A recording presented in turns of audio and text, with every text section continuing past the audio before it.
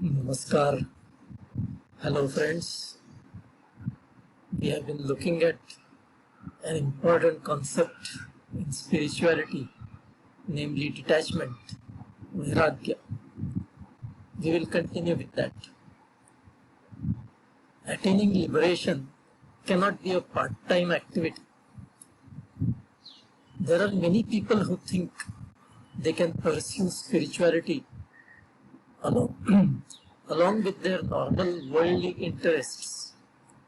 Such people believe spirituality to be some of the normal noble values like charity, social service, etc. So they think that they can compartmentalize their life conveniently by devoting a major part of their day or week to their normal worldly pursuits and a small part to social work, charity, etc. That gives them a comfort feeling of pursuing spirituality while not giving up the family and the world altogether. But I feel this approach at best is just preparing the ground. It helps them purify their mind in some way by learning to look beyond the very narrow self-interest. However, they would still be quite far from the real spiritual goal of liberation. Moksha or liberation is liberation from the repeated cycles of birth and death. It can happen only when one is no more interested in going through that cycle. In other words, one can attain moksha only when one completely loses interest in the drama of life in this physical world. So long as one still has some interests in this worldly life, the Creator lets him come back again and again to the world to keep experiencing its magnificent drama. That is why detachment or Vairaagya is the most critical prerequisite if one wants to get liberated. Otherwise, if one continues the compartmentalized living consisting of both the worldly interests and the conveniently defined spiritual pursuits, then one may simply be deceiving oneself and may become complacent, thereby getting stagnated on his path towards the real spiritual goal. Even Jesus Christ said that you cannot serve two masters.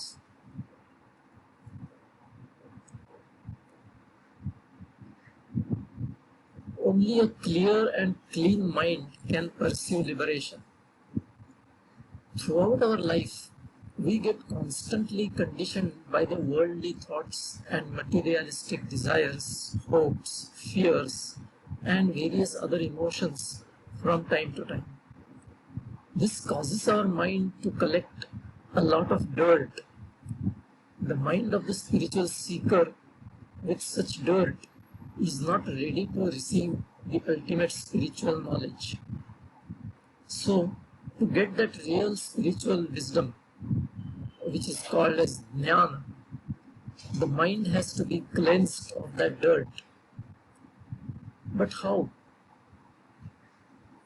Different people use different ways of cleaning utensils, right? Those who are poor use ash or mud to scrub the utensils.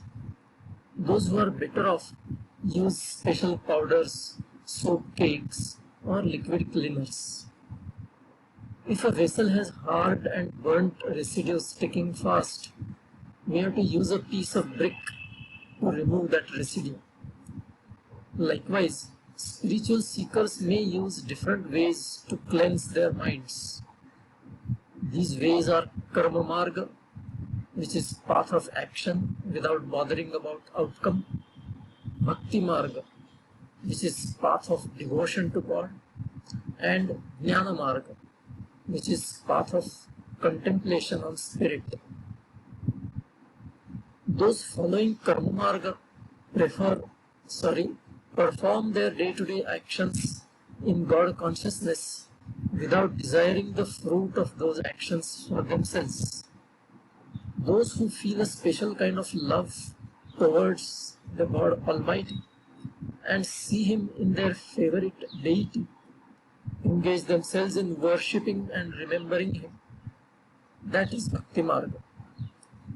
The essential aspect of those engaged in Bhakti is that the Bhakta or devotee forgets himself, namely his bodily identity, and mentally merges with his God.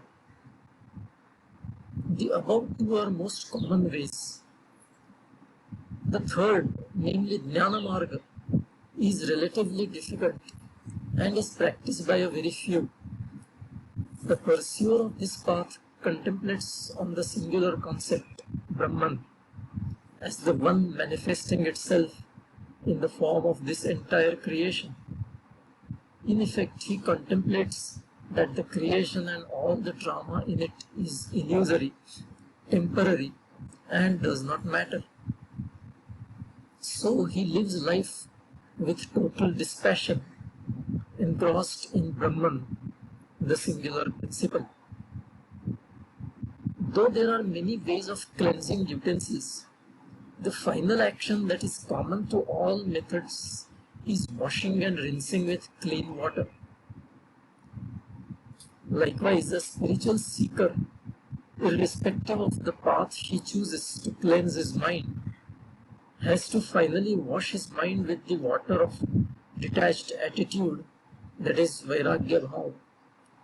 Only then can the real spiritual knowledge come in there. Detachment, that is Vairaagya, precedes discrimination, that is Viveka. Viveka, that is discriminatory thinking, and Vairaagya, that is asceticism or dispassion or detachment, are the two most important requirements for progress on the spiritual path towards liberation. Between the two, I feel Vairagya needs to be one step ahead, and then Viveka will be able to follow Vairagya. The reason is as follows. Viveka is essentially an ability to contemplate on and discriminate between Sat, which is eternal, and Asat, which is transitory. However, since such a contemplation has to happen in the conscious mind, it needs space in the mind. But most of us are so engrossed in the worldly matters that our mind is overflowing with the related thoughts all the time. In fact, the waking consciousness is not enough for these thoughts. So even while sleeping, we dream of worldly concerns and interests. That is why most of us cannot accommodate Viveka at all. That is where the critical role of Vairagya comes in. Vairagya acts like a broom that helps sweep away the worldly conditioning and concerns from our conscious mind. Thus, Vairagya first creates some space in our mind where Viveka can enter. Then, as Vairagya gets strengthened, more and more space becomes available in conscious thinking where Viveka can operate. I will stop here today. We'll continue the next time. Until then, bye.